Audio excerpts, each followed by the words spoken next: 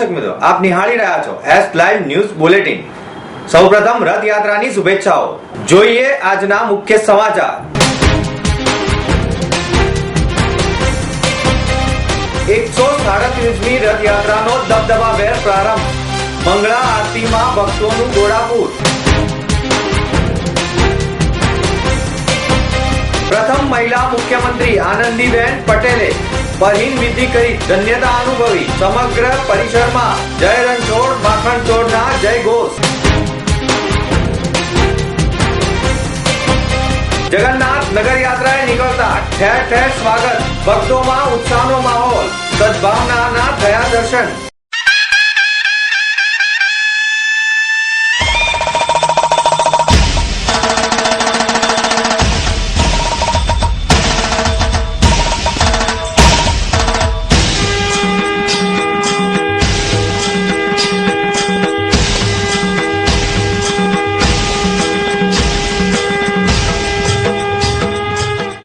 આજ રોજ અમદાવાદ શહેરના પ્રસિદ્ધ જગન્નાથ મંદિરથી ભગવાન જગન્નાથ, બેન સુભદ્રા અને ભાઈ બલરામ શણગારેલા રથોમાં બિરાજમાન થઈને નગર યાત્રાએ નીકળ્યા હોય। જમાલપુર સ્થિત મંદિર રંગબેરંગી રોશનીથી શણગારવામાં આવ્યું છે। મંદિરને ફરતે પોલીસ જવાનો તૈનાત કરાયા છે। મંદિરે ભજન કીર્તનની ધૂન સાથે ભક્તો જગન્નાથજીને ભજી રહ્યા છે। સૌના મનમાં હરખ વર્તાઈ રહ્યો છે। તો શહેરમાં પરંપરાગત રીતે આજે 137મી રથયાત્રા નીકળી છે, ત્યારે તમામ માર્ગો પર ઠંડા પીવાના પાણી, શરબત અને છાશની પરબો સ્વૈચ્છિક સંસ્થા મંડળો તરફથી ખુલ્લી મુકાઈ છે।